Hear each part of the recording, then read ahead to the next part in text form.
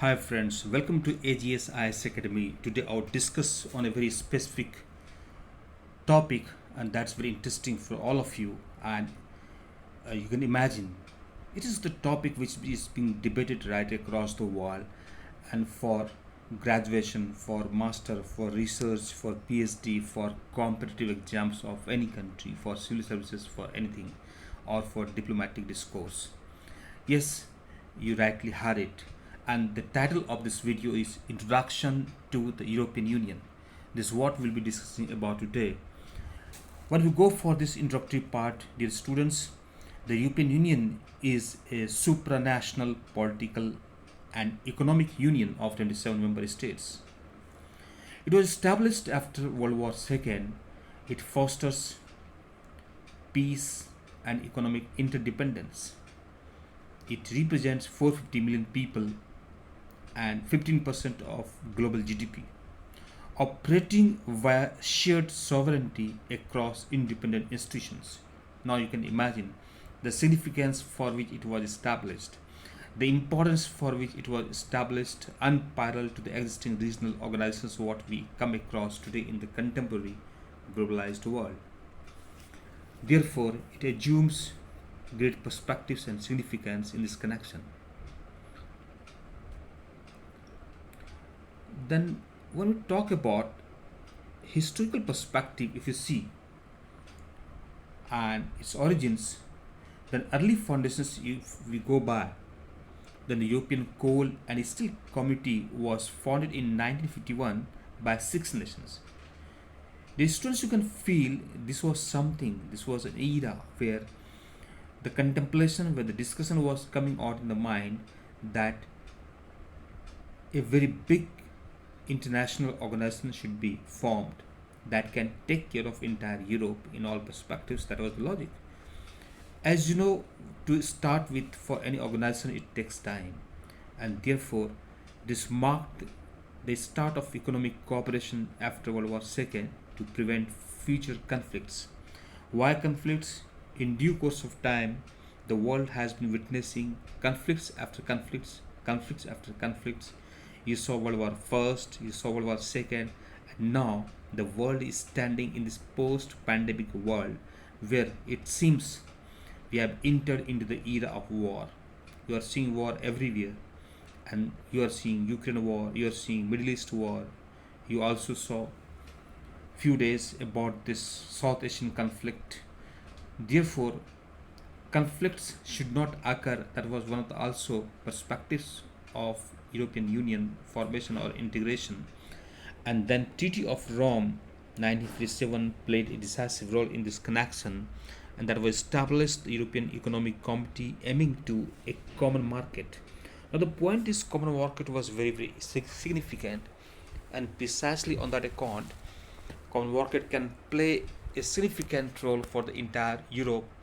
And then other members, when we talk about the students, you can count like Belgium, you can count like France, you can count like Germany, Italy, Luxembourg, and Netherlands. They were the ones basically, you can see the part of this. So what we're discussing about, like we try to see historical perspectives about this, and then when we go how it expanded, what is the evolution of this evolution and expansion. When we talk about the first enlargement about this European integration, we can see in a substantive perspective was 1973 that welcomed UK, Ireland, and Denmark, and then followed by Maastricht Treaty, which is very important, 1993. It created the European Union and deepening integration. Before that, the perception was there, the thought was there, something should be done.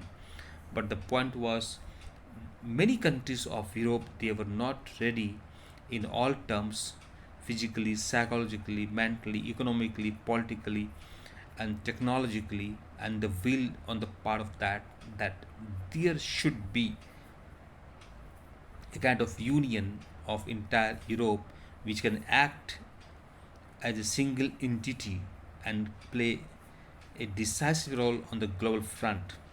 That was just in the mind. but that was not in reality on the ground.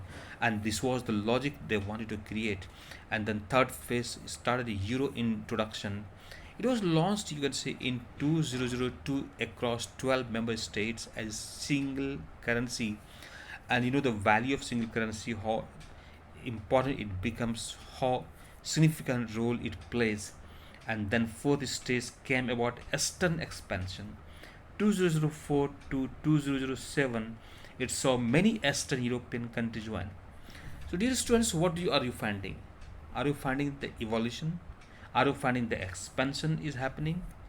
Like any organization, it starts from very small entity and it grows and grows and grows into big banyan tree if the will persists, if every member of that organization desires to take the nascent sapling to the next level, and therefore that happens. Then fifth period or the next period, it happened Brexit, and that was UK exited the EU in 2020, marking a historic withdrawal. The point was, as it happens, every country has its own national interest.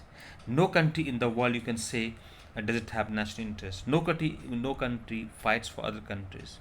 No country, even in crisis or conflict, may necessarily can stand with other country unless that country really shares very strong bonding with that country, which can play a decisive role, which can have shared future, which can have a kind of shared sovereignty, or which can have a kind of united or unified front for future to attack any enemy which is outstanding and always there to frustrate. Therefore, in that connection, then other country alliance and trying to align their own national interests with the host country. But generally, this does not happen. You can say, sir, the example of NATO. NATO is a very strategic organization of USA and allies, and that is the symbol of the power of the day. And like that, many big powers try to create their own but not successfully really could do that. But in that connection, what we saw actually happened, NATO is still successful and is being used, utilized, played for many objectives by the big power of the day. So students, you got to know till now the evolution and expansion process of, you can say, this European Union. Now we can ask, sir, then what are the objectives of integration? Is it only economic or something else? Let us start from economic. Yes, it promotes trade, yes, of all countries of Europe. It creates a single market that boosts economic growth. Are you seeing? It's a point to be noted. What it does, it creates single market that boosts economic growth, that you are seeing. And then what you are seeing single currency concept. Eurozone reduces barriers and eases commerce. So you're finding single currencies concept. Then you have policy harmonization. What does it mean? Align economic policies for stability across member states, and that's very important. So this policy harmonization is again very significant. Then you have regional support, structural funds and developing regions within the EU, that also is very important. So as a whole, what are you finding? You're trying to find out objectives of integration for Europe, why European Union was created, why integration was made possible.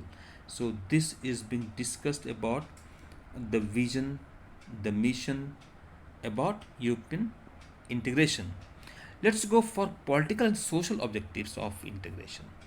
When we talk about this, then we talk about foreign policy cooperation. Yes, joint efforts on security and diplomatic relations for entire Europe, acting as an umbrella in case of any threat, in case of any onslaught, in case of any enemy, or in case of any conflict or crisis. Then environmental actions, addressing climate change and sustainability challenges. Democracy rights, when you talk about like besides this, then that promotes rule of law, human rights and democratic values. Then you have social cohesion. What is social cohesion? That can work to reduce inequalities and improve inclusion. What is inclusion? Inclusion is when the society as it is taken together, and then not the government is working only one particular sector, segment, faith practices, or zone. Rather, the government works for the entire society so that the country can develop, can go to the next level. Is this clear till now, students? Sure? Okay, then let's go to key issues and challenges uh, regarding economic disparities. When we talk about this economic disparities regarding key issues and challenges, then we talk about GDP variations, significant wealth gap between member states.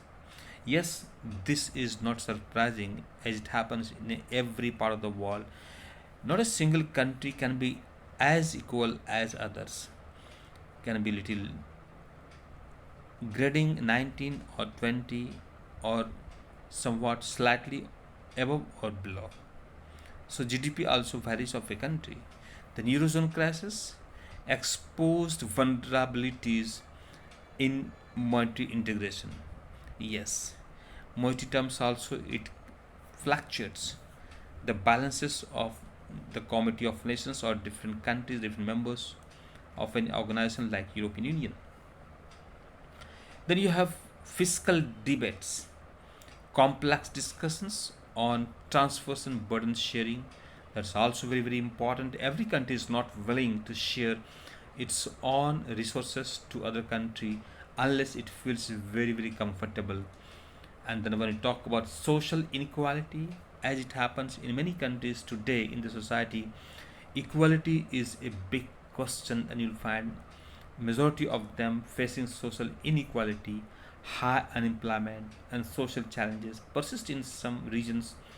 So is the case with European Union, and that is need to be addressed. This is what they are trying to adjust or trying to find and address how it can be done. Then when you talk about key issues and challenges, then we have political divisions. What does it mean? It means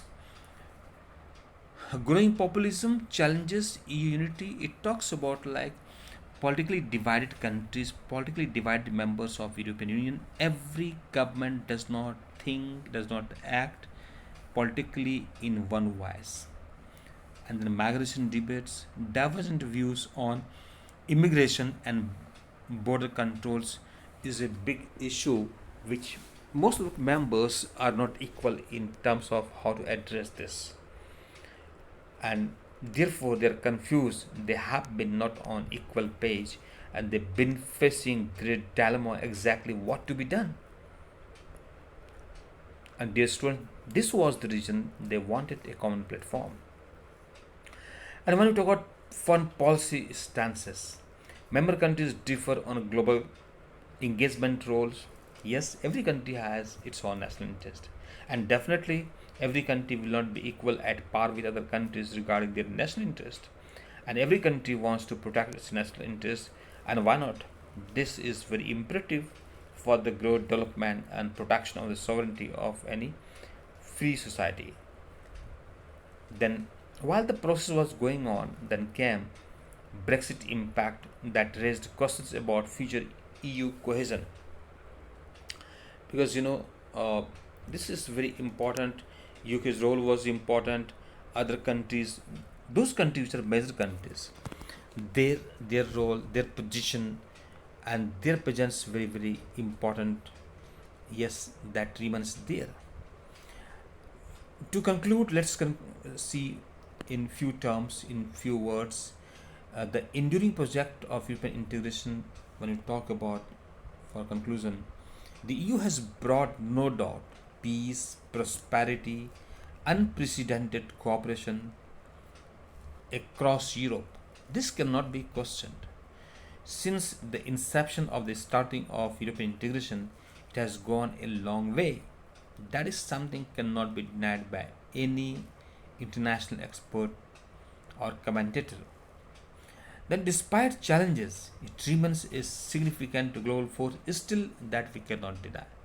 We can see a number of organizations across the world, but are they successful? Many of them are certainly not. Further, the enduring project of European integration, it addresses economic disparities for balanced growth, manage political divisions to present unity, and commit to shared values and collective goals. There is no doubt about this, and this is being practiced. Now the point is how, when the war is taking place across the world, does European Union or did European Union play a significant role in preventing the crisis and conflict in the era of peace and war, when we are under the shadow of nuclear stockpiles across the world? Now the question is how far European Union has been successful in playing a significant role on the globalized world.